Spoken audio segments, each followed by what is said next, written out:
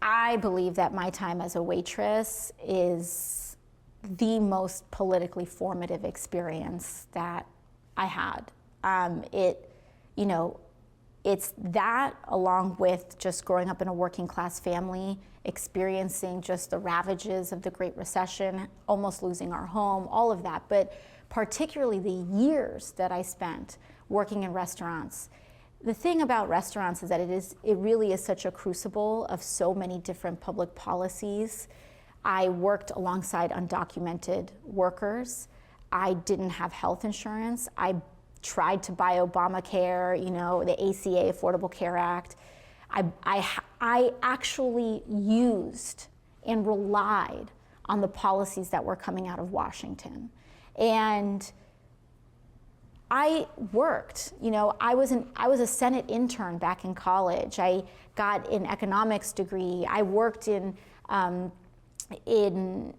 public policy spaces. I also had worked for nonprofits. There is an ocean of a difference between the white papers and the policy you see on paper and how it's experienced by everyday people.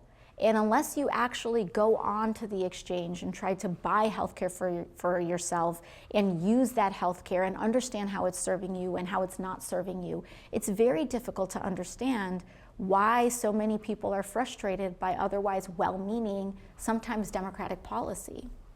As a former dishwasher, I can relate. So I want to ask you maybe a kind of funny question about the moniker AOC. Okay. So is that what your friends and family call you, or no. When did that sort of evolve? When did you become AOC? I actually think it's funny enough.